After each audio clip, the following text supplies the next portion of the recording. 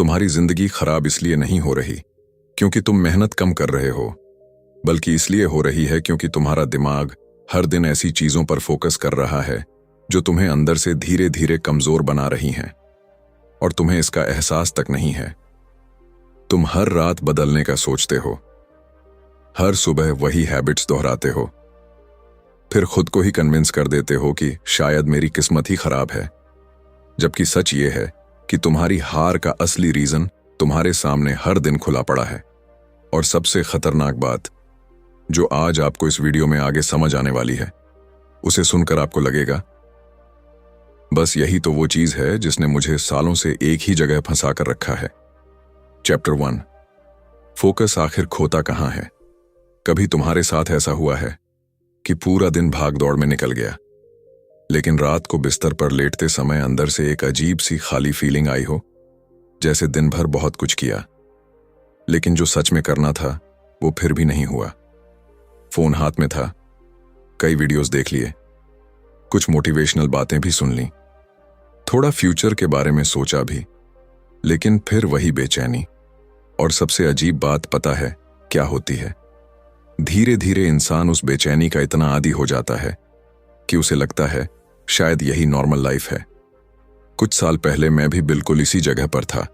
बाहर से सब ठीक दिखता था, लोगों को लगता था मैं बिजी हूं, कुछ कर रहा हूं, आगे बढ़ रहा हूं, लेकिन अंदर एक अजीब कंफ्यूजन हमेशा चलता रहता था।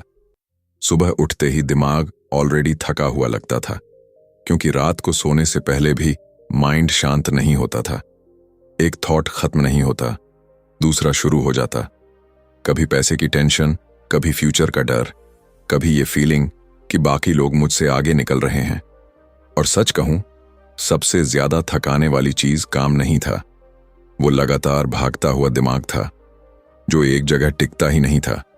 मैंने उस टाइम पर खुद को बहुत बार मोटिवेट करने की कोशिश की, नई हैबिट्स शुरू की, कई बार गोल्स लिखे, कई वीडियोस देखकर लगा कि अब जिंदगी बदल जाएगी, लेकिन हर बार कुछ दिन बाद सब वापस वहीं आ जाता।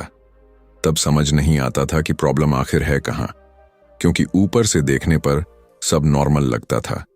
कोई बड़ी ट्रेजेडी नहीं थी, कोई ड्रामेटिक दर्द नहीं था, बस अंदर धीरे धीरे फोकस टूट रहा था। और शायद यही सबसे डेंजरस चीज होती है, क्योंकि जब इंसान अचानक गिरता है तब उसे पता चल जाता है, लेकिन जब वो धीरे धीरे अंदर से बिखर रहा होता है तो उसे बहुत देर तक एहसास ही नहीं होता।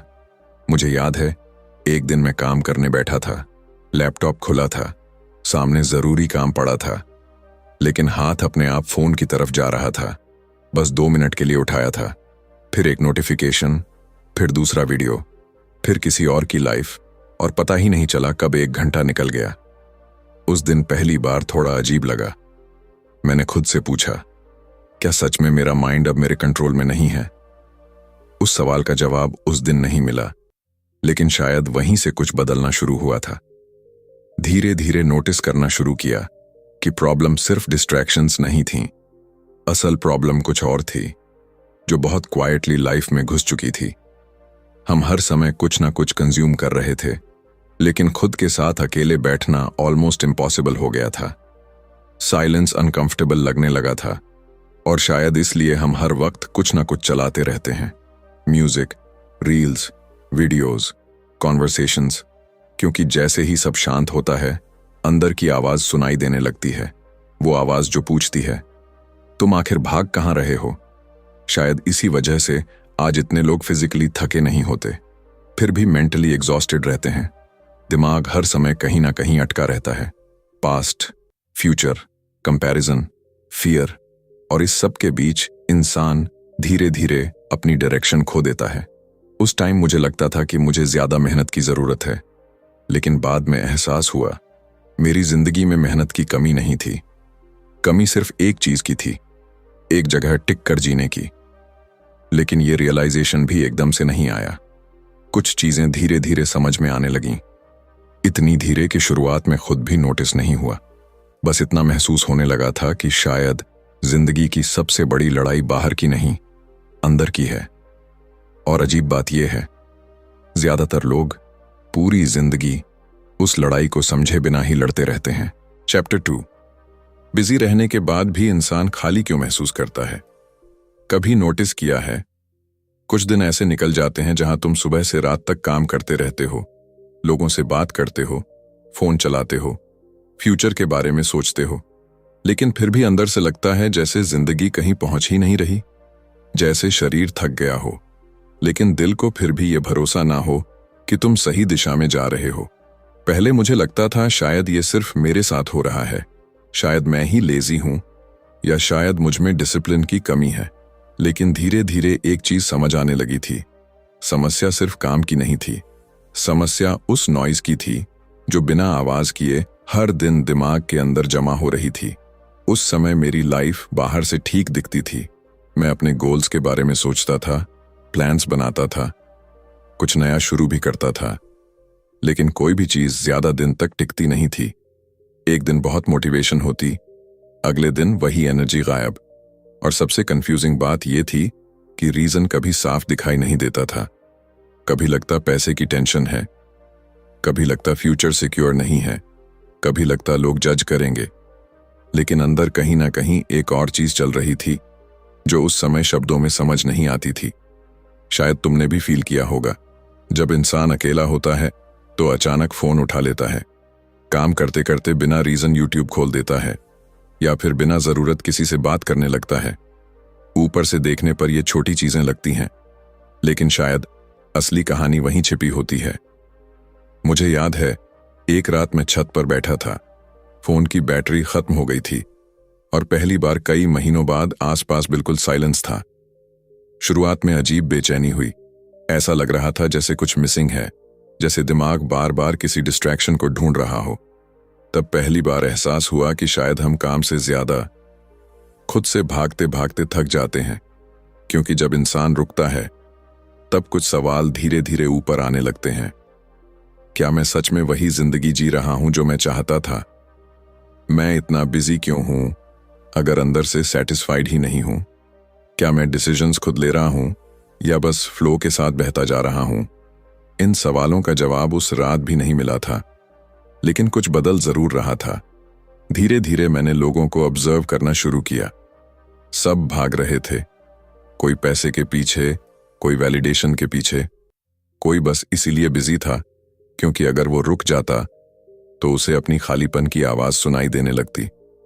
और शायद यही वजह है कि आज इतने लोग फिजिकली साथ होते हुए भी मेंटली कहीं और होते हैं। डिनर पर फैमिली साथ बैठी होती है, लेकिन हर किसी का ध्यान स्क्रीन में होता है। दोस्त बातें कर रहे होते हैं, लेकिन दिमाग फ्यूचर की टेंशन में फंसा रहता है। काम खत्म हो जाता है, फिर भी माइंड बंद नहीं होता। धीरे धीरे मुझे समझ आने लगा था कि इंसान हमेशा इसलिए डिस्ट्रैक्ट नहीं होता क्योंकि उसे मजा चाहिए। कई बार वो डिस्ट्रैक्ट इसलिए होता है क्योंकि साइलेंस उसे अनकंफर्टेबल लगता है, क्योंकि साइलेंस में वो चीजें सुनाई देती हैं जिन्हें वो लंबे समय से इग्नोर कर रहा होता है। अपनी फ्रस्ट्रेशन, अपना डर, अपनी कंफ्यूजन। और शायद इसी वजह से बहुत लोग पूरी जिंदगी खुद को बिजी रखते हैं। बिजी रहना आसान है, लेकिन खुद के साथ ऑनेस्टली बैठना बहुत मुश्किल। उस फेज में मैंने एक और चीज नोटिस की, जितना ज्यादा मैं हर चीज को कंट्रोल करने की कोशिश करता, उतना ही माइंड और बिखरने लगता। हर टाइम फ्यूचर फिक्स करने की कोशिश, हर समय कंपैरिजन, हर समय ये प्रेशर कि कुछ बड़ा करना है। धीरे धीरे जिंदगी एक्सपीरियंस कम और रेस ज्यादा लगने लगी थी। फिर एक दिन किसी ने मुझसे बहुत सिंपल सी बात कही। उसने कहा, हर चीज को पकड़ने की कोशिश करोगे तो आखिर में कुछ भी पकड़ नहीं पाओगे। उस समय ये बस एक नॉर्मल लाइन लगी थी, लेकिन बाद में एहसास हुआ शायद मेरी पूरी प्रॉब्लम उसी एक सेंटेंस में छिपी थी। क्योंकि फोकस सिर्फ अटेंशन का खेल नहीं है, कई बार ये उस चीज को छोड़ने का नाम है जो अंदर लगातार तुम्हारी एनर्जी खा रही होती है। लेकिन इंसान ये बात बहुत देर से समझता है, और तब तक उसकी जिंदगी धीरे धीरे इतनी नॉइजी हो चुकी होती है कि उसे अपनी असली आवाज पहचाननी ही बंद हो जाती है। चैप्टर 3। इंसान सबसे ज्यादा थकता काम से नहीं, डिसीजन से है।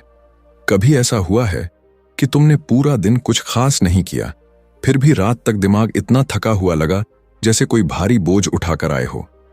शरीर ठीक होता है, लेकिन माइंड लगातार एग्जॉस्टेड फील करता है।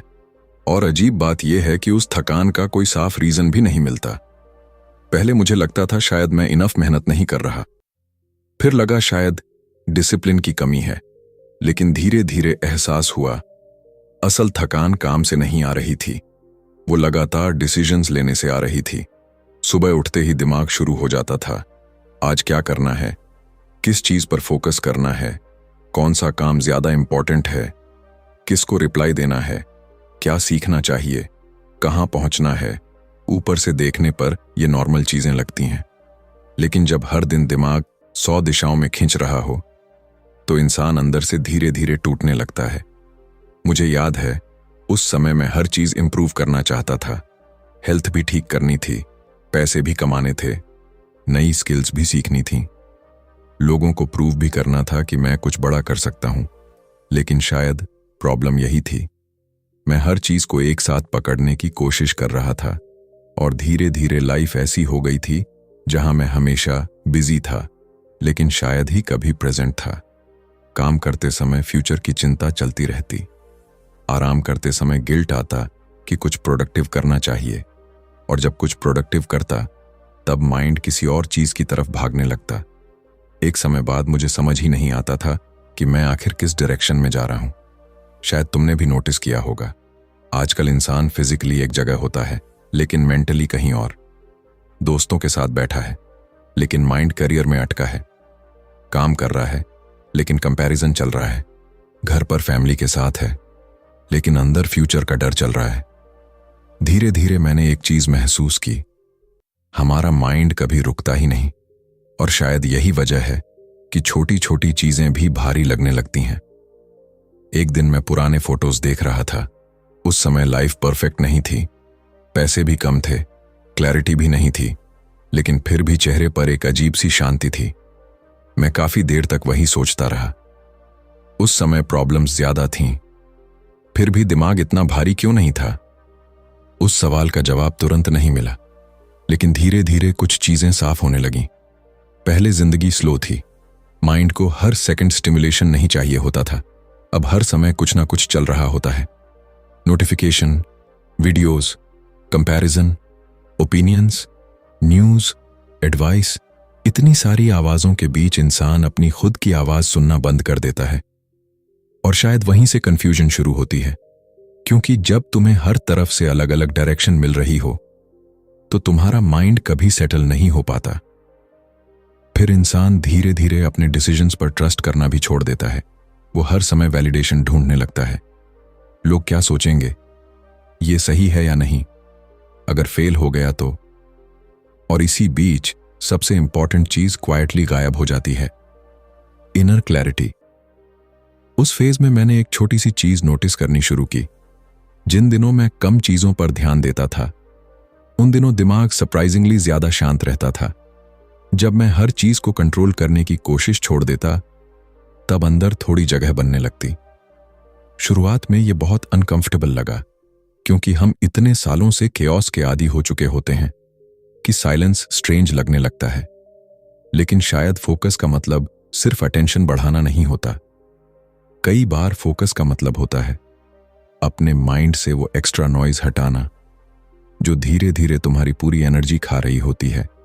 और अजीब बात यह है, ज्यादातर लोग पूरी जिंदगी उस नॉइज को नॉर्मल लाइफ समझकर जीते रहते हैं, बिना ये महसूस किए कि उनकी सबसे बड़ी लड़ाई बाहर की दुनिया से नहीं, अपने ही बिखरे हुए दिमाग से चल रही है।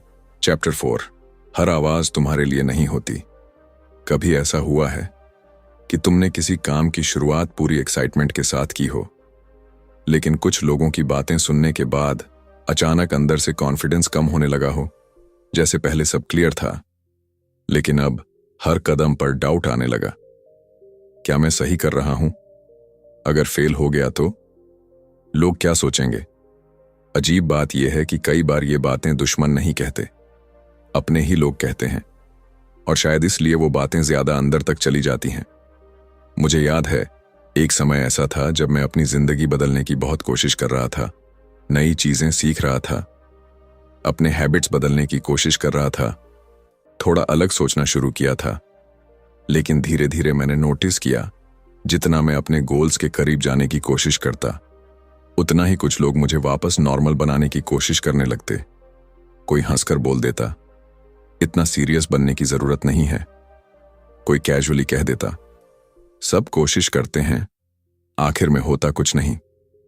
ऊपर से देखने पर यह बस छोटी बातें लगती थीं, लेकिन पता नहीं क्यों वो बातें कई दिनों तक माइंड में घूमती रहती थीं। और धीरे धीरे मैंने खुद को एक्सप्लेन करना शुरू कर दिया। अपने ड्रीम्स एक्सप्लेन करना, अपने डिसीजंस एक्सप्लेन करना, यहां तक कि अपनी मेहनत भी जस्टिफाई करनी पड़ती थी। शायद तुमने भी फील किया होगा, जब इंसान कुछ अलग करने की कोशिश करता है तो सबसे पहले उसका एनवायरनमेंट अनकंफर्टेबल होने लगता है, क्योंकि लोग तुम्हारी ग्रोथ से नहीं डरते। उन्हें डर इस बात से लगता है कि कहीं तुम्हारा बदलना उन्हें अपनी जगह पर सवाल पूछने के लिए मजबूर ना कर दे। लेकिन उस समय ये बातें समझ नहीं आती। तब बस इतना लगता है कि शायद प्रॉब्लम खुद में है। धीरे धीरे मैंने लोगों को ऑब्जर्व करना शुरू किया। कुछ लोग हर समय कंप्लेन करते थे, हर सिचुएशन में नेगेटिविटी ढूंढ लेते थे। अगर कोई सक्सेसफुल हुआ तो लक, अगर कोई खुश दिखा तो फेक, अगर कोई मेहनत कर रहा है तो ओवर एक्टिंग। पहले मैं उनकी बातों को सीरियसली ले लेता था, क्योंकि अंदर खुद भी क्लैरिटी नहीं थी। लेकिन एक चीज धीरे धीरे समझ आने लगी, जिस इंसान ने खुद कभी अंदर से पीस फील नहीं की होती, वो अक्सर दूसरों की उम्मीदों पर भी डाउट करने लगता है। और शायद यही नेगेटिविटी का सबसे क्वाइट रूप होता है। वो चिल्लाती नहीं, बस धीरे धीरे तुम्हारे माइंड में घुसती रहती है। फिर एक दिन तुम नोटिस करते हो कि तुमने कोशिश करना कम कर दिया है, ड्रीम्स छोटे कर दिए हैं, रिस्क लेना बंद कर दिया है, सिर्फ इसलिए क्योंकि कहीं ना कहीं तुम दूसरों की आवाज को अपनी सच्चाई मान बैठे। मुझे एक रात बहुत क्लियरली याद है। मैं अपने रूम में अकेला बैठा था। बाहर सब नॉर्मल था, लेकिन अंदर एक अजीब फ्रस्ट्रेशन चल रही थी। तब अचानक एहसास हुआ, मैं जिंदगी अपने हिसाब से कम, लोगों के रिएक्शंस के हिसाब से ज्यादा जी रहा था। अगर लोग अप्रिशिएट करें तो मोटिवेशन, अगर इग्नोर करें तो सेल्फ डाउट, अगर क्रिटिसाइज करें तो पूरा मूड खराब। और शायद वहीं सबसे बड़ी प्रॉब्लम थी, क्योंकि जब तुम्हारा फोकस बाहर की आवाजों पर डिपेंड करने लगे तो अंदर की आवाज धीरे धीरे कमजोर पड़ने लगती है। उसके बाद मैंने कोई ड्रामेटिक बदलाव नहीं किया, बस धीरे धीरे कुछ चीजों से दूरी बनानी शुरू की। हर डिबेट में ओपिनियन देना बंद किया, हर किसी को अपने प्लान्स बताना बंद किया, कुछ लोगों से मिलना कम कर दिया। शुरुआत में गिल्ट हुआ, ऐसा लगा जैसे मैं बदल रहा हूं, लेकिन शायद सच ये था कि पहली बार मैं खुद को बचाने की कोशिश कर रहा था। क्योंकि हर रिलेशनशिप टॉक्सिक नहीं होती, लेकिन हर इंसान तुम्हारी जर्नी को समझे ये भी जरूरी नहीं। कुछ लोग तुम्हें प्यार करते हुए भी अननोइंगली तुम्हारा कॉन्फिडेंस कम कर देते हैं। और अगर इंसान समय रहते ये ना समझे तो वो पूरी जिंदगी दूसरों की सीमाओं के अंदर जीता रह जाता है। धीरे धीरे साइलेंस अच्छा लगने लगा था। कम लोग, कम नॉइज, कम एक्सप्लेनेशंस। और उसी कम नॉइज के बीच पहली बार अंदर की आवाज थोड़ी साफ सुनाई देने लगी। लेकिन उस आवाज ने जो कहा, उसने एक और सवाल खड़ा कर दिया था। अगर इंसान की सबसे बड़ी कमजोरी बाहर के लोग नहीं, बल्कि उनकी बातों पर उसका विश्वास है, तो फिर असली लड़ाई आखिर शुरू कहां से होती है? चैप्टर 5। थका हुआ शरीर नहीं, थका हुआ दिमाग इंसान को रोकता है। कभी ऐसा हुआ है कि तुमने सोचा हो बस थोड़ा आराम मिल जाए, फिर मैं पूरी मेहनत से वापसी करूंगा, लेकिन आराम करने के बाद भी अंदर वही भारीपन बना रहा, जैसे शरीर बेड पर पड़ा है लेकिन माइंड अब भी भाग रहा है। पहले मुझे लगता था कि मैं सिर्फ फिजिकली टायर्ड हूं, काम ज्यादा है, जिम्मेदारियां ज्यादा हैं, इसलिए एनर्जी नहीं बचती। लेकिन धीरे धीरे एक अजीब चीज नोटिस होने लगी। जिन दिनों मैंने ज्यादा काम नहीं किया होता था, उन दिनों भी दिमाग उतना ही थका हुआ लगता था। और ये बात समझ नहीं आती थी, क्योंकि अगर थकान काम से नहीं आ रही तो फिर आ कहां से रही है? उस समय मेरी रूटीन बहुत खराब हो चुकी थी। रात को देर तक फोन चलाना, बिना भूख के भी कुछ खाते रहना, सुबह उठते ही माइंड में टेंशन शुरू हो जाना। ऊपर से सब नॉर्मल लगता था, लाखों लोग ऐसे ही जी रहे थे, लेकिन अंदर कहीं ना कहीं कुछ धीरे धीरे टूट रहा था। मुझे याद है, एक दिन सुबह जल्दी आंख खुल गई थी। बाहर हल्की बारिश हो रही थी, पूरा घर शांत था। मैं बैल्कनी में बैठा था और पता नहीं क्यों उस दिन पहली बार खुद को ध्यान से ऑब्जर्व किया। चेहरे पर कोई बड़ी परेशानी नहीं थी, लेकिन अंदर एक कांस्टेंट बेचैनी थी जो कभी जाती ही नहीं थी। ऐसा लग रहा था जैसे माइंड हर समय सर्वाइवल मोड में हो। हर वक्त कुछ प्रूव करना है, कुछ अचीव करना है, कुछ मिस ना हो जाए। और शायद इसी भाग दौड़ में बॉडी सिर्फ शरीर नहीं रहती, वो क्वाइटली सिग्नल्स देने लगती है, लेकिन हम नोटिस ही नहीं करते। धीरे धीरे पेशेंस कम होने लगता है, छोटी बातों पर इरिटेशन होने लगता है, फोकस टूटने लगता है, नींद पूरी होने के बाद भी फ्रेशनेस नहीं आती। और अजीब बात यह है, उस समय इंसान सॉल्यूशन भी गलत जगह ढूंढता है। वो सोचता है उसे और मोटिवेशन चाहिए, और हसल चाहिए, और प्रेशर चाहिए, जबकि अंदर बॉडी सिर्फ एक चीज मांग रही होती है, थोड़ी शांति। शायद तुमने भी महसूस किया होगा, कुछ लोग फिजिकली ज्यादा मेहनत नहीं करते, फिर भी हमेशा एग्जॉस्टेड लगते हैं, क्योंकि असली थकान मसल्स की नहीं, माइंड की होती है। और माइंड सबसे ज्यादा तब थकता है जब इंसान लगातार खुद के खिलाफ जी रहा हो। उस फेज में मैं खुद को पुश करता रहता था। अगर टायर्ड हूं तो भी काम करो, अगर मन नहीं है तो भी प्रोडक्टिव दिखो, अगर अंदर केओस है तो भी बाहर स्ट्रांग बनो। धीरे धीरे जिंदगी परफॉर्मेंस बन गई थी, और शायद यही सबसे डेंजरस चीज होती है, क्योंकि जब इंसान अपनी असली हालत को इग्नोर करना शुरू कर देता है तो उसका कनेक्शन खुद से टूटने लगता है। एक दिन मैं बिना किसी रीजन के बहुत इरिटेट था। कोई बड़ी प्रॉब्लम नहीं थी, फिर भी अंदर फ्रस्ट्रेशन भरी हुई थी। तब अचानक एहसास हुआ, मैं महीनों से सिर्फ चल रहा था, रुककर ब्रीथ करना ऑलमोस्ट भूल चुका था। न प्रॉपरली खाना, न प्रॉपरली सोचना, न प्रॉपरली फील करना, बस हर दिन अगले दिन तक सरवाइव करना। और शायद मॉडर्न लाइफ की सबसे साइलेंट प्रॉब्लम यही है। इंसान बाहर से फंक्शनल दिखता रहता है, लेकिन अंदर से धीरे धीरे एम्प्टी होता जाता है। उसके बाद मैंने कोई बड़ी मोटिवेशनल शुरुआत नहीं की, बस कुछ छोटी चीजें बदलनी शुरू की। सुबह उठते ही फोन ना उठाना, थोड़ी देर बिना किसी आवाज के बैठना, वॉक पर जाना, धीरे खाना खाना, कुछ मोमेंट्स बिना डिस्ट्रैक्शन के जीना। शुरुआत में ये सब बहुत छोटी चीजें लगीं, लेकिन धीरे धीरे माइंड का नॉइज थोड़ा कम होने लगा। और उसी साइलेंस में एक बात महसूस हुई, शायद फोकस सिर्फ मेंटल गेम नहीं है, शायद उसका कनेक्शन उस तरीके से भी है जिस तरह इंसान हर दिन अपने शरीर और माइंड के साथ बिहेव करता है। क्योंकि जब बॉडी लगातार टायर्ड हो तो ड्रीम्स भी धीरे धीरे भारी लगने लगते हैं। और शायद इसलिए बहुत लोग हारते नहीं हैं, वे बस अंदर से इतने थक जाते हैं कि आगे बढ़ने की इच्छा ही खो देते हैं। लेकिन उस समय मुझे अभी ये समझना बाकी था कि इंसान को सबसे ज्यादा कमजोर काम नहीं करता, बल्कि वो डर करता है जो हर बार एक्शन लेने से ठीक पहले क्वाइटली उसके अंदर जाग जाता है। चैप्टर 6। डर हमेशा खत्म नहीं होता, इंसान बस उसके साथ जीना सीख जाता है।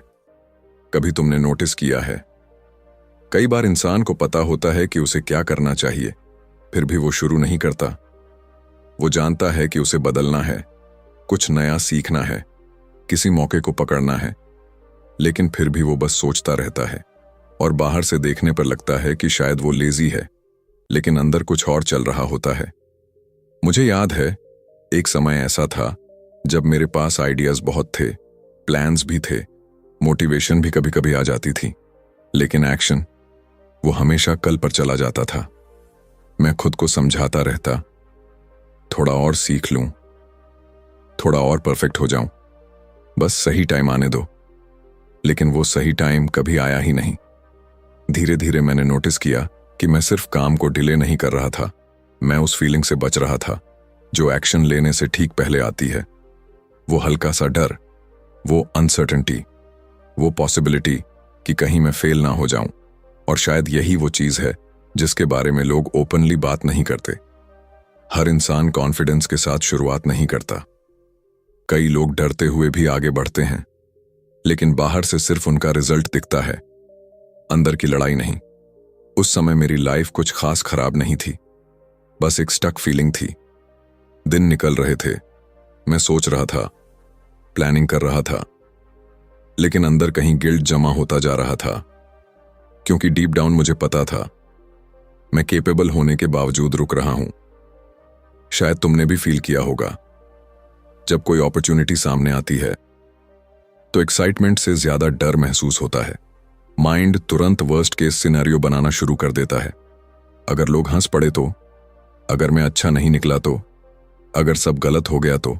और अजीब बात यह है कि अक्सर इंसान फेलियर से कम, जजमेंट से ज्यादा डरता है। इसीलिए बहुत लोग ड्रीम्स छोटे कर लेते हैं, क्योंकि छोटे सपनों में रिस्क कम होता है, और रिस्क कम होगा तो लोगों के सवाल भी कम होंगे। मुझे एक रात बहुत क्लियरली याद है। मैं देर तक जाग रहा था, लैपटॉप खुला था, काम सामने पड़ा था, लेकिन हाथ कीबोर्ड पर जाकर रुक जा रहा था। तब अचानक एक अजीब सी बात महसूस हुई। मैं काम से नहीं डर रहा था, मैं उस पॉसिबिलिटी से डर रहा था कि शायद मेरी कोशिश परफेक्ट ना निकले, और शायद वहीं सबसे बड़ा ट्रैप छिपा होता है, परफेक्शन। कई बार इंसान शुरू इसलिए नहीं करता क्योंकि वो शुरुआत को भी फ्लॉलेस देखना चाहता है, लेकिन जिंदगी वैसी चलती ही नहीं। कुछ चीजें क्लैरिटी के साथ शुरू नहीं होती, क्लैरिटी रास्ते में बनती है। ये बात मुझे बहुत देर से समझ आई। धीरे धीरे मैंने नोटिस करना शुरू किया, जिन लोगों को मैं कॉन्फिडेंट समझता था वो भी कई बार अनश्योर होते थे। फर्क बस इतना था कि वे डर के बावजूद छोटे छोटे स्टेप्स लेते रहते थे। और शायद एक्शन का असली मतलब भी यही है। डर खत्म होने का इंतजार मत करो, बस उसके बावजूद मूव करना सीखो। उसके बाद मैंने अपनी जिंदगी में कोई ड्रामेटिक बदलाव नहीं किया।